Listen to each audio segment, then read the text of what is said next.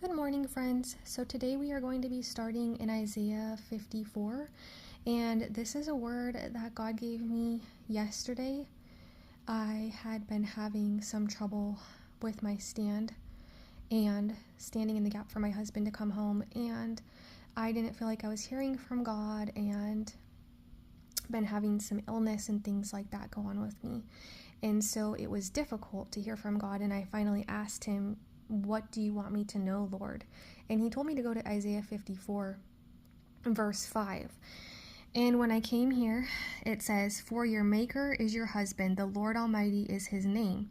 The Holy One of Israel is your Redeemer. He is called the God of all the earth." So if you are waiting for your husband to come back, or even if you're just praying for a husband, period, this is something that we can be rest assured that God, which it says Maker, which anytime anything is capitalized like this, that it's referring to God. So Maker, Lord, Almighty, Holy One, Redeemer, God of all the earth. All of these words refer to God. Okay? And so God is telling you that he will be your husband during this time, that you can rely on him for that. And ironically, when I had came to verse 5, I had already had this highlighted. I don't know what day, because this is for what I had learned yesterday. But I started reading on to verse 6. "The Lord will call you back as if you were a wife deserted and distressed in spirit, a wife who married young, only to be rejected, says your God. For a brief moment I abandoned you, but with deep compassion I will bring you back." So because of what was going on with my health and my husband not being here, I felt like not only did my husband abandon me, but God abandoned me.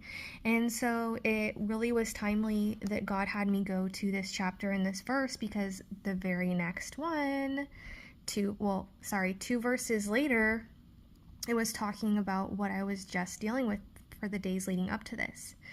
"In a surge of anger I hid my face from you for a moment, but with everlasting kindness I will have compassion on you, says the Lord your Redeemer." So we can be rest assured that even if God, we feel like he's hiding his face from us for a moment, he will come back. And a moment in time for God is very short.